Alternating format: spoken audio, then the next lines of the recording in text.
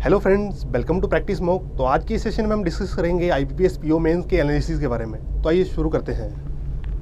तो रीजनिंग की बात की जाए तो इसे कैलकुलेट किया जाए इजी, मॉडरेट और डिफ़िकल्ट के मामले में, तो ये रीजनिंग मॉडरेट में आएगा। ठीक है, तो इसमें जैसे सेक्शन वाइज बटे हुए थे क्वेश्चन। सेक्शन 1 में 2 मार्क्स के क्वेश्चन थे, सेक्शन 2 में 1 मार्क के क्विश्चन थे। तो कैंडिडेट्स अगर पेशेंस लगा के अपने स्ट्रॉन्ग एरिया को चूज़ करके, पर्टिकुलर अपने क्वेश्चंस को चूज़ करके अगर विथ पेशेंस पजल्स को अटेम्प्ट करें तो वो कर जाएंगे। तो it was all about the patience. ठीक है, जैसे कुछ क्वेश्चंस आए थे, डुएबल क्वेश्चंस को मैं पॉइंट आउट करूंगा। जैसे डायरेक्शन सेंस के थे, मिसलेनियस ऑल डुएबल थे। अगर आप एज ए कैंडिडेट स्टार्ट करते हो मिसलेनियस से तो direction sense, coded BR, coded inequalities वगैरह डुएबल थे। और जहाँ तक पजल्स और सिटिंग अरेंजमेंट की बात की जाए, फ्लोर बेस्ड पजल था, सिटिंग सर्कुलर अरेंजमेंट था। और जैसे ब्लड रिलेशन से लीनियर पैरेलल और ब्लड रिलेशन में इंक्लूडेड था, वो इजी था। देखने में भले ही टफ लग रहा हो, लेकिन कैंडिडेट्स ने अगर विथ पेशेंस टाइम दे के अटैम्प्ट करा होगा तो गुड अटैम्प्ट बताया जा रहा है इसमें 15 to 19। ठीक है, बात करते हैं जनरल अवेयरनेस की। इसमें जनरल अवेयरनेस में ये इजी टू मॉडरेट कहेंगे इसको। गुड अटैम्प्ट्स थे कैंडिडेट्स के 22 to 25। ठीक है, और इसमें खास बात ये थी कि करंट अफेयर्स पूछा गया था लास्ट 3 मंथ्स के, यानी कि सितंबर और अक्टूबर से देखा जाए तो करंट अफेयर्स अबाउट बहुत सारे क्वेश्चन पूछे गए थे। जो कैंडिडेट्स ये करंट अफेयर्स करके गए होंगे उनके अटैम्प्ट्स ऑब्वियसली 30 भी टच कर सकते हैं। Okay, we will proceed with English का अटैम्प्ट। इंग्लिश सेशन के बारे में देखा जाए तो इंग्लिश सेशन जो था वो इजी टू मॉडरेट था। और इंग्लिश सेशन में अगर मैं डुएबल क्वेश्चंस की बात करूं तो इंग्लिश सेक्शन के जो डुएबल क्वेश्चंस हैं दैट वर अराउंड 23 to 26। और इंग्लिश सेक्शन में जो डुएबल क्वेश्चंस थे उनमें पैसेज था एंड पैराजम्बल था। तो बेसिकली जो एस्पिरेंट जिनकी रीडिंग हैबिट्स हैं, जो रीडिंग रीडिंग एबिलिटीज़ जो हैं वो अच्छी हैं, वो अराउंड अबाउट 25 to 27 क्वेश्चन वो ईजिली कर सकते थे। तो ये था इंग्लिश सेक्शन के बारे में। अब स्विच करते हैं DI सेक्शन। तो DI सेक्शन जो था was one of the tough section of this paper and बहुत लोग जो थे DI को देख के पैनिक करे थे। एंड बट ऐसा नहीं है, इसमें क्वेश्चंस जो थे बहुत क्वेश्चंस ऐसे थे जो डुएबल थे। एंड क्वांट में अगर मैं गुड अटैम्प्ट्स की बात करूं that were around 6 to 9। And इसमें क्या था, जो क्वेश्चंस थे लाइक इसमें क्वाड्रेटिक क्वेश्चंस थे, रॉन्ग नंबर सीरीज़ थी, कुछ वर्ड प्रॉब्लम ऐसे थे जो इजीली डुएबल थे, जिनको अगर आप वहाँ से ढूंढ के निकालते तो आप इजीली कर सकते थे। बट हुआ क्या कि बहुत जो एस्पिरेंट्स थे वो पैनिक कर गए एंड वो अटैम्प्ट नहीं कर पाए। बहुत लोगों के बहुत कम अटैम्प्ट्स रहे हैं, बट जो पेपर था क्वांट का दैट वाज टफ। एंड ये टफ था सब एस्पिरेंट्स के लिए, जो भी एस्पिरेंट जो एग्ज़ाम देने गए थे सबके लिए टफ था। बट जो एस्पिरेंट्स पैनिक नहीं किया, जिन्होंने वाइजली चूज़ करा क्वेश्चंस और वहाँ अटैम्प्ट किए, तो वो उन्होंने अराउंड अबाउट 10 to 12 क्वेश्चन भी इजीली अटैम्प्ट किए हैं।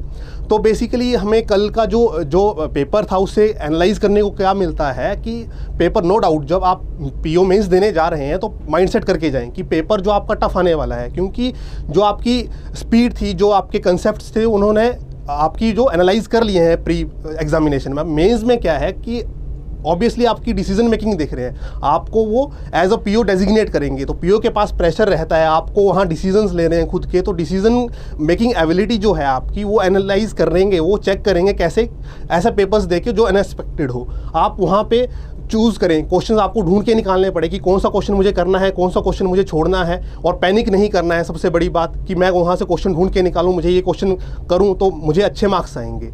बिल्कुल सही कहा पंकज आपने। जैसे कि इस बार IBPS PO मेंस में कंपैरेटिवली DI टफ था रीजनिंग से, तो हो सकता है आने वाले पेपर्स में जैसे SBI PO mains next month या विद इन 2 months है, तो हो सकता है उसमें रीजनिंग टफ हो जाए एज़ कम्पेयर टू DI। तो आपको प्रैक्टिस जारी रखनी है टफ क्वेश्चंस के लिए। जैसे एग्जाम्स में आ रहे हैं तो क्या पता रीजनिंग टफ हो जाए, तो आपको प्रैक्टिस जारी रखनी है, पैनिक नहीं करना है। जो जिस एरिया में आप स्ट्रांग हो उसे पहले अटेम्प्ट करना है। आपको वाइजली चूज करना है कौन सा क्वेश्चन पहले अटेम्प्ट करना है, कौन सा बाद में, कौन सा छोड़ना है। ये सारे पैरामीटर्स आपको ध्यान में रखने हैं मेंस के एग्जाम देने के लिए। हाँ, तो अमित बिल्कुल सही कहा आपने कि इसके बाद जो है हमारा SBI PO मेंस आने वाला है और मोस्ट प्रोबेबली जनवरी में उसका एग्ज़ाम रहेगा मेंस का। तो आपको क्या करना है, उसके लिए पहले से ही प्रिपरेशन करनी है, पहले से ही एक स्ट्रेटजी बना के चलो कि पेपर जो है वो अनएक्सपेक्टेड आने वाला है, टफ होगा, और पहले से आप उसकी तैयारी करके जाओगे और टफ पेपर की तैयारी करके जाओगे। अगर वहाँ ईजी आ जाएगा तो आपके लिए एज होगा, और अगर आप पहले से ही टफ़ की तैयारी करके गए हैं और अगर आप वहाँ पेपर जो है वो टफ़ आता है तो आपके पास एज होगा। जो एस्पिरेंट्स हैं, जो तैयारी करके नहीं गए हैं या फिर थोड़ी कम तैयारी करी है, उनसे आपके पास एज होगा कि आपने एक तैयारी करी है अनएक्सपेक्टेड क्वेश्चंस के लिए, कि आप पैनिक ना करो। तो आप पहले से ही वैसी तैयारी रखें अपनी।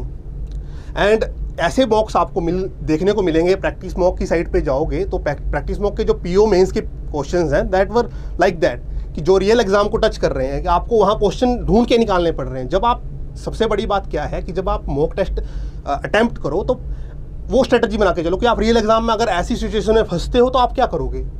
पैनिक नहीं करना है, आपको वाइजली चूज़ करना है। अब ये केस सब सेक्शंस के लिए रहेगा। अब क्या पता नेक्स्ट पेपर आने वाला जो है उसमें क्वांट ईजी आए, रीजनिंग टफ आए, रीजनिंग ईजी आए, GA टफ आए, तो आप वो टफ होगा तो सबके लिए टफ होगा। आपको पैनिक नहीं करना है, आपको वाइजली वहाँ से चूज़ करना है और आपको वो अटेम्प्ट करना है। उससे क्या होगा कि आप एक पहले से ही, अगर आप मॉक टेस्ट लगा के जाओगे, आपको कॉन्फिडेंस होगा कि इस टाइप की सिचुएशन आ रही है, उसको मैं कैसे टैकल करूँ।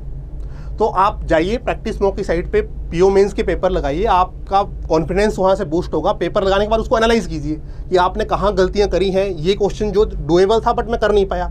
तो इससे आप क्या है, एक प्लॉट लेके जाओगे। जब PO मेंस में जाओगे तो आपके पास आइडिया होगा कि किस टाइप के क्वेश्चन जो है आपको अटेम्प्ट करने हैं, कैसी आपकी अप्रोच रहनी चाहिए। सो आज की वीडियो में इतना ही। बस आपको बेस्ट विशेस हैं। आपके अगर पेपर आपका अच्छा गया है तो आप इंटरव्यू के लिए तैयारी करें, अगर अच्छा नहीं भी गया है तो आप नेक्स्ट पेपर के लिए तैयारी करें। बहुत से सारे ऐसे एग्जाम्स हैं जो लाइंड अप हैं, तो अपनी तैयारी ना छोड़ें, तैयारी करते रहें लगातार। प्रैक्टिस मॉक में प्रैक्टिस पेपर्स देते रहें आप। एंड आपको यही मेरी सजेशन रहेगी कि hope for the best and prepare for the worst, कि आप बिल्कुल टफ के लिए तैयारी करके जाएं और इजी पेपर के लिए एक्सपेक्ट करें। बट अगर टफ भी आ जाता है तो आप इजीली उसको टैकल कर लेंगे।